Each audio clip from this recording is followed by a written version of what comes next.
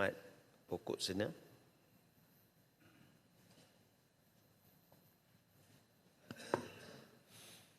Assalamualaikum dan salam sejahtera Datuk Indra yang dipetua. Saya ingin kerana diberi ruang untuk turut serta menyampaikan beberapa pandangan mengenai Belanjawan 2025. Harus diingat, belanjawan bukan sahaja soal di mana hasil diperolehi dan ke mana ia dibelanjakan. Bahkan apa yang lebih penting untuk diteliti ialah impak pengganda yang dinikmati sehingga kepada rakyat di lapangan. Yang kedua, apalah artinya kerajaan berbelanja semakin besar, sedangkan hanya sedikit sahaja dirasai oleh rakyat terbanyak. Apatah lagi jika ia sebaliknya semakin menekan kehidupan rakyat. Yang ketiga, belanjawan juga bukan sekadar di atas angka dan data. Malah soal keberkatan turut wajar diambil kira. Inilah yang diingatkan Allah di dalam Al-A'raf ayat 96. Walau anna ahlal qura amanu wattaqau lafatahna alaihim barakatin minas sama'i wal ard. Syarat yang diletakkan Allah, iman dan taqwa, menjadi teras kepada keberkatan dari bajet, keberkatan dari belanjawan yang dibentangkan. Inilah juga maksud sebenar penghayatan terhadap tata cara pengurusan dan pentadbiran keuangan negara yang perlu untuk diambil perhatian sepenuhnya. Datuk yang dipetua, sebagaimana rakan-rakan yang berhormat yang lain, saya juga ingin mengajak seluruh anggota Dewan yang mulia ini serta termasuk barisan pegawai di luar untuk kita menzahirkan doa yang penuh tulus ikhlas kepada saudara kita di bumi Gaza, Palestin serta Lebanon. Semoga Allah mengukuhkan tapak kaki mereka dan hati mereka untuk terus berjuang demi membebaskan bumi Palestin daripada kekejaman Zionis Israel. Biarpun pemimpin mereka pergi bersilih ganti, Asy-Syahid Syekh Ahmad Yasin, Asy-Syahid Dr. Abdul Aziz Rantisi, Asy-Syahid Ismail Haniyah, dan yang terbaru Asy-Syahid Yahya Sinwar. Namun, bersaksilah bahawa perjuangan di bumi Barakah ini tetap terus subur dari generasi ke satu generasi. Allah telah memberikan gambaran tentang perjuangan mereka. Minal mu'minina rijalun sadaqu ma'ahadullah alaih, faminhum man qada nahbah, wa minhum man yantazir, wa ma baddalu tabdila. Al-Ahzab ayat yang ke-23. Ada dari kalangan mereka yang sudah menunaikan janji. Ada dari kalangan mereka yang gugur sebagai syuhada. Dan ada dari kalangan mereka yang terus bersedia untuk menanti, menggantikan mereka yang gugur.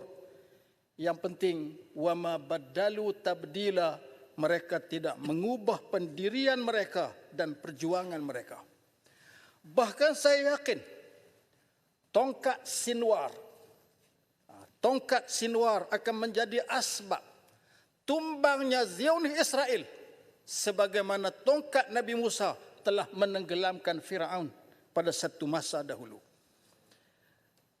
Tuan Yang Dipertua, bagi pihak negeri Kedah, saya ingin menyampaikan ucapan penghargaan kami kepada semua pihak, khususnya pihak NADMA, JKM, Rela, APM, NGO Khidmat Malaysia dan Jabatan Amal, serta barisan NGO dan orang perseorangan daripada seluruh negara yang telah hadir turun ke negeri Kedah bertungkus lumus membantu meringankan mangsa banjir di Kedah baru-baru ini. Ucapan saya ungkap dalam pantun yang berbunyi kuning emas masaknya padi. Orang Kedah dengan padi. Mawar merah dalam jambangan. Terima kasih daun keladi. Budi tuan jadi kenangan. Beberapa daerah di Kedah mengalami air pasang besar yang tinggi serta hujan lebat yang melebihi kapasiti. Ia mengakibatkan banjir besar. Ada rumah yang dinaiki air sebanyak 5 kali. Bahkan ada lebih lagi. Ada yang di kalangan rakyat trauma bila melihat turunnya hujan. Yang lebih teruk, tengok pokok hujan pun dah takut dah. Kerana bimbang gelombang banjir berlaku lagi. Tuan Yang di-Pertua, kini persoalan terarah kepada perancangan jangka panjang kerajaan bagi proses mitigasi bencana banjir pada masa yang akan datang. Dalam hal ini, saya ingin mendapatkan komitmen dari kementerian terhadap projek rancangan Tempatan Banjir RTB Sungai Kedah, Anak Bukit, RTB Sungai Pendang Pakej 1 dan 2, RTB Jitera Selatan yang sedang dalam pembinaan. Begitu juga projek RTB yang masih dalam fasa pra-pembinaan seperti RTB Baling fasa 1 dan 2, RTB Sungai Bongkok, RTB Bandar Baru. Apa usaha yang dibuat untuk mempercepatkan pembinaan RTB ini sebagaimana yang dinyata dan disebut oleh Yang Amat Berhormat dalam ucapan belanjawan baru-baru ini? Hal yang demikian karena kegagalan kerajaan mempercepatkan perbinaan RTB ini telah menyebabkan banjir besar yang melanda negeri sehingga mengalami 3 ke 5 kali gelombang banjir sebagaimana dinyatakan tadi. Oleh itu saya mengharapkan agar disegerakan pelaksanaannya oleh pihak kerajaan supaya risiko bencana banjir dapat diminimalkan. Tambah lagi, saya juga ingin mendapatkan maklumat lanjut mengenai 5 projek RTB serta 3 projek pemulihan sungai untuk negeri Kedah yang telah pun diangkat ke peringkat kementerian. Antaranya adalah melibatkan RTB Sungai Temin, RTB Sungai Karangan, Kulim, serta RTB Alor Semeliang, Padang Terak, serta projek pemeliharaan Sungai Kulim dan Sungai Anak Bukit. Saya mengharapkan agar projek-projek yang disenaraikan ini mendapat perhatian dan pertimbangan yang sewajarnya daripada pihak kementerian untuk dimasukkan dalam rolling plan kelima RMK ke-12. Harus diingat kelewatan RTB ini disiapkan akan memberi kesan kepada rakyat kerugian banjir melebihi kos menyiapkan RTB itu sendiri. Saya beri contoh kerugian yang dihadapi oleh rakyat baru-baru ini. Contoh yang paling ketara, di samping rumah kerosakan yang berlaku di semerata tempat, ialah kerosakan pada sawah padi. Lebih-lebih lagi di saat petani ada yang menanti untuk menuai hasil. Ada dalam kalangan petani mengadu dengan saya agar dipercepatkan pembayaran pampasan yang amat diharapkan oleh mereka. Kerana kebanyakan daripada mereka sudah kehabisan modal. Orang Kedah kata tak ada modal lah untuk nak mengusahakan musim baru bagi bendang mereka. Jadi ini masalah yang kita harap agar diteliti, dibuat bancian dan diberi pampasan seberapa segera yang mungkin. Kerana kalau Pak Tani berhenti menanam padi, artinya bekalan makanan akan terancam. Dalam waktu mereka duk tanam padi ini pun, beras tempatan tidak ada di pasaran. Yang kedua, saya ingin mencadangkan supaya kerajaan juga menyediakan beberapa bentuk bantuan keuangan yang lain kepada mangsa banjir. Sebagai contoh, baucer pembelian perkakas elektrik kepada mangsa banjir yang terjejas teruk. Baucer bagi pembaikan kenderaan yang ditenggelami air bagi mereka yang berada dalam keadaan yang sangat dhaif. serta bantuan sokongan baiki rumah dan pembinaan rumah baru bagi mangsa yang kehilangan langsung tempat tinggal disebabkan bencana yang dinyatakan. Saya kira ia wajar dipertimbangkan bagi meringankan beban yang ditanggung oleh mangsa banjir ketika ini. Tuan Yang Dipertua, Belanjawan 2025 meletakkan suatu paras perbelanjaan tinggi sehingga mencecah hampir 0,5 triliun. Jadi sebelum ni sebut bilion-bilion, sekarang dah kita sebut hampir 0,5 triliun. Tetapi belanjawan besar ini juga sedang menyaksikan bagaimana item subsidi dan bantuan sosial sedang mengalami pengurangan yang ketara sejak dibentangkan belanjawan tahun ini. Tahun 2024. Peruntukan di bawah item ini dipotong 14,6% kepada 61,4 bilion. Kemudian untuk tahun hadapan sekali lagi mengalami pengurangan 14,4% kepada 52,6 bilion. Antara bentuk subsidi akan dipotong tentulah subsidi RON 95. Persoalannya, bukankah suatu masa dahulu kerajaan yang ada pada hari ini pernah berkata bahawa seharusnya negara yang memiliki petroleumlah menikmati harga jualan runcit petroleum yang paling rendah berbanding dengan negara lain? Bukankah juga suatu masa dahulu kerajaan yang ada pada hari ini pernah berceramah mengatakan bahawa pemotongan subsidi tanda kegagalan sebuah kerajaan menjaga rakyatnya? Bukankah kerajaan hari ini pernah berkata bahawa akan ada kesan berantai inflasi yang teruk jika kerajaan hari ini mengambil keputusan untuk menarik balik subsidi? Melainkan segala apa yang diungkapkan suatu masa dahulu sekadar berfalasi tanpa fakta dan realiti.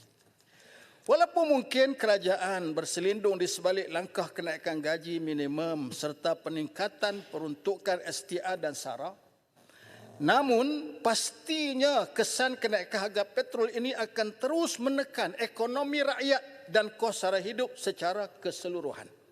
Ibaratnya, satu pintu pertambahan pendapatan dibuka, berpuluh-puluh pintu kenaikan sara hidup yang lain juga dibuka sama. Semakin ramai akan berhadapan dengan defisit pendapatan khususnya golongan 40 serta jumlah umur 30 hingga 59 tahun. Mereka akan terus terkesan menerima segala dasar tempang serta tidak teliti oleh kerajaan pada hari ini. Tuan Dipertua, saya ingin beralih kepada isu berkaitan industri padi dan beras negara. Dalam ucapan belanjawan tempoh hari disebutkan mengenai projek penanaman padi 5 musim. 2 tahun di kawasan Mada bagi fasa 1 yang melibatkan peruntukan 1 bilion dengan kira-kira 11,000 hektar. Persoalan saya, berapa hektar akan melibatkan kawasan penanaman padi Mada untuk negeri Kedah dalam projek ini? Adakah ia kesinambungan daripada projek rintis 5 musim 2 tahun yang dimulakan tahun lalu? Di sini juga disebutkan bahawa projek penanaman padi 5 musim 2 tahun di kawasan Mada juga termasuk dalam senarai projek yang akan dibiayai secara kerjasama awam dan swasta melibatkan unjuran pelaburan 78 bilion secara keseluruhan dengan beberapa projek lain. Saya ingin mengetahui apakah model pembiayaan awam swasta yang akan dijalankan dalam projek ini? Berapa sasaran pelaburan yang akan diperolehi serta apa manfaat langsung kepada produktiviti pengeluaran padi serta manfaat kepada pesawah. Tuan Dipertua, kebergantungan subsektor agro makanan kita kepada import semakin tinggi. Dalam tempoh 1 dekad sehingga 2023, jumlah import dalam sektor ini terus mencatatkan peningkatan iaitu 38,8 bilion pada 2013 kepada 78,7 bilion pada 2023. Meskipun dalam tempoh yang sama kerajaan telah mula merangka dasar keselamatan makanan yang semakin jitu, hakikatnya tahap sara diri subsektor ini semakin jauh daripada apa yang diharapkan. Kita bimbang risiko ketidaktentuan geopolitik dan pasaran global yang ada pada hari ini menyebabkan negara berhadapan krisis makanan yang semakin meruncing. Ketika saya turun menyantuni rakyat yang terkesan dengan bencana banjir tempoh hari, ramai yang bertanya tentang beras tempatan. Dalam keadaan krisis demikian, maka apa yang menjadi keutamaan kepada kita adalah soal makanan, khususnya beras. Sangat menduka citakan apabila beras tempatan di pasaran domestik terus menghilang dan tidak ditangani dengan cermat oleh kementerian. Sedangkan data menunjukkan pengeluaran beras tempatan pada 2023 adalah 1.4 juta tan, menurun daripada 1.6 juta tan pada tahun 2022, manakala import beras adalah 1.3 juta tan. Tuan Ibu Ketua minta sikit lagi. Ironinya, beras tempatan tiada di pasar runcit melainkan mana-mana kawasan yang ada pilihan rakyat kecil. Jadi jangan sampailah rakyat berdoa untuk kematian wakil rakyat mereka untuk mendapat bekalan beras tempatan. Tuan Ibu Ketua, pihak negeri Kedah telah menghantar senarai wish list kepada Kerajaan Persekutuan. Antara yang mustahak adalah pengukuhan fiskal negeri melalui pemberian pempasan pemeliharaan tanah pertanian, iaitu tanah sawah padi berjumlah 200 juta. Kami berpandangan nilai tersebut adalah adil, memandangkan kos melepas yang tinggi disebabkan Kedah terus mempertahankan tanah sawah yang akhirnya menyumbang kepada tahap sara diri beras negara. Akhirnya, Tuan Ibu Ketua, ingin saya sentuh ialah mengenai projek pembinaan loji rawatan kumbahan serantau dan rangkaian paip pembentungan di Kota Star. Projek ini telah mengalami kelewatan serta apa yang juga mendukacitakan ialah kerosakan jalan di lingkaran timur dan jalan Datuk Kumar yang beralun-alun walaupun sudah dibaiki beberapa kali. Saya mengharapkan agar kerajaan dapat mengatasi perkara ini dengan seberapa segera. Sekian, terima kasih Tuan Ibu Ketua. Terima kasih